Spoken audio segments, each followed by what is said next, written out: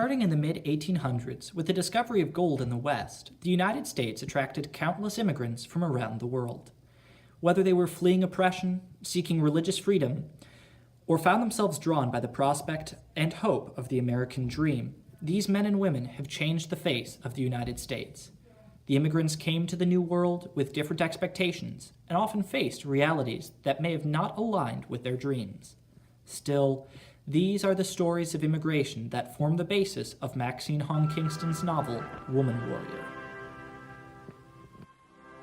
The story of the immigrant greatly depends on the experiences of the narrator and audience that receives it. For many in the United States, the story of immigration sounds something like this. The road that faced prospective immigrants at the turn of the 20th century was often daunting.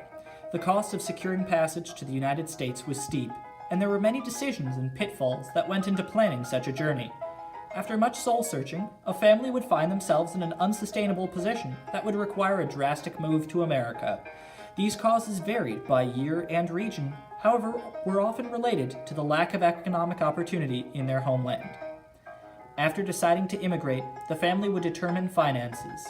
Men would be sent ahead to find work, eventually earning enough money for the rest of the family to be sent for.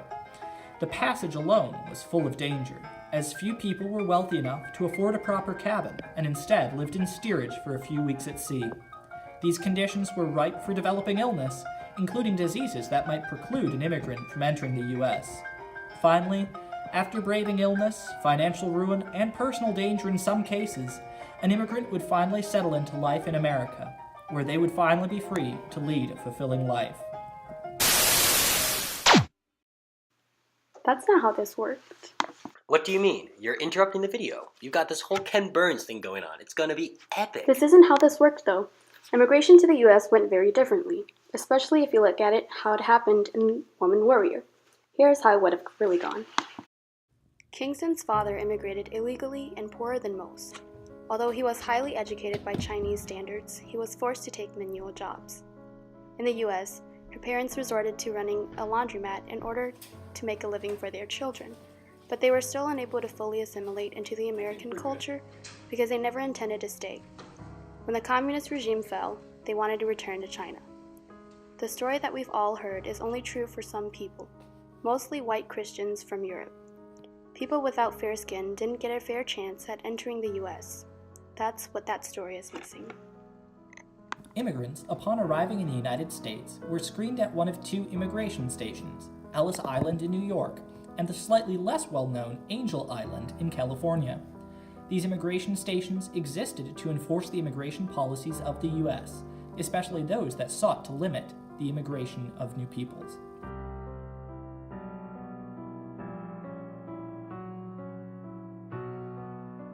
With the economic downturn of 1870, many Americans in the West began to view immigrants as a threat to their jobs or communities. These Westerners joined forces and were able to successfully lobby Congress to pass the Chinese Exclusion Act of 1882, thus limiting the number of immigrants from China to the United States. The first line of defense against immigration on the West Coast became Angel Island, where people could be held for weeks on end while awaiting an immigration status decision.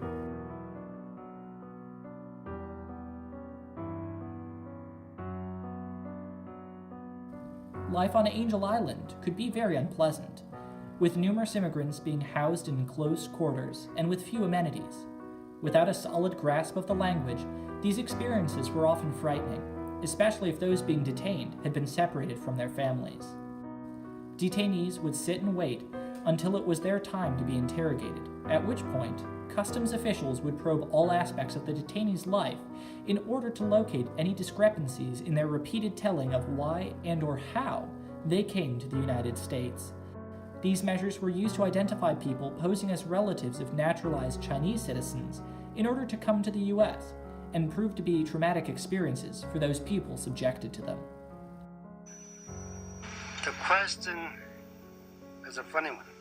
They asked me how far from our home in China, how far from our home to the next neighbor's house. Well, being a student, in my mind, I go by scale. Yeah. That's so many inches represents so many feet, but I didn't tell him that, see? And they asked my mother, separately of course, the same question. My mother said 50 feet. Yeah. I didn't jive. Didn't come out. Because how could this be the true son, the true family? Because we asked you the same question, you give us two answers. Because of that. Then actually they trying to hold me back. Not everyone would be stopped at the immigration station, though. Europeans and passengers in the first class on the boat would be screened on board prior to their disembarking. They wouldn't need to be subject to the strip searching and medical exams at Angel Island. The immigrants that had once been welcomed as labor during the gold rush were now being turned away by rules that wouldn't fully be eliminated until the 1960s. Immigration today has a very different face from what it looked like in the 1800s. Modern immigrants arrive with different needs, concerns, and reasons. Economic concerns are no longer the primary goal. Rather, much of a modern immigration is related to achieving or maintaining the so-called 5 freedoms: freedom to worship, freedom from oppression, freedom from want, freedom from fear, and freedom to create. Due to a rise in humanitarian crisis worldwide, and given the broader support that the global community provides in response to those situations, many immigrants find themselves moved by forces out of their control. In an effort to be free from oppression or fear, immigrants are moved to other countries on a temporary basis. The prevailing thought is to remove people from catastrophic conditions, rehabilitate their homelands, and then return those displaced peoples. The face of the modern immigrant is more often the scarred face of a child, rather than the face of an older man sent to bring his family over later. In these circumstances, people are not immigrating permanently. Instead, they seek basic support for a limited time. This desire to eventually return home is shared by Kingston's parents. However, they have the luxury of choosing to arrive in the United States. Some refugees and other immigrants with humanitarian needs wish to return home, but are given no control over their own lives. As a result of this increase in displaced persons, much of the Western world has seen an increase in ethnic nationalism, viewing one race or ethnic group as being original to a country and thus superior to other migrating ethnicities. Ethnic nationalism and its president, regular nationalism, combine to create a class of people opposed to immigration of any kind. As a result, there are now protests against immigration in many parts of the Western world. People are afraid of what immigration would do to their jobs and communities. This resumption of animosity towards immigrants seems to hearken a return to older, more cynical views of the world. Even with the resurgence of nationalist immigration policies, immigration is not like the 1800s. Transportation has changed, geography has changed, and more importantly, the attitudes of Americans have changed around immigration. More people, although concerned about their job security, feel that there are at least some benefits to having immigrants in the U.S. Broader understanding of the American immigration system and its idiosyncrasies has created sympathy for the most downtrodden of the world that may be unable to immigrate to the United States due to the stringent requirements. Oh, hi. I didn't see you there.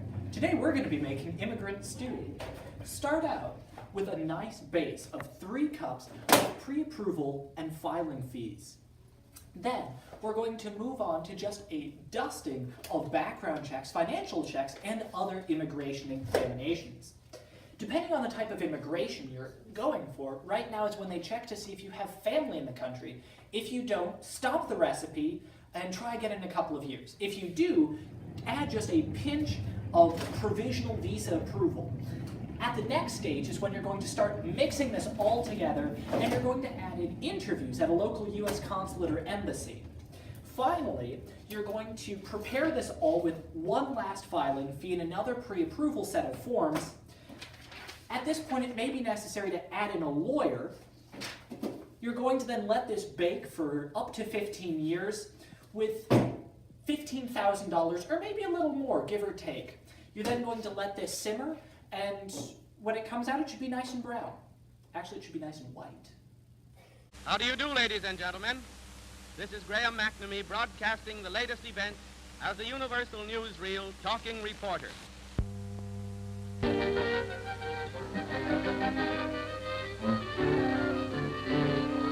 The beginning of the end, nearly 400 of them, from every part of the United States, brought across the continent in a special train.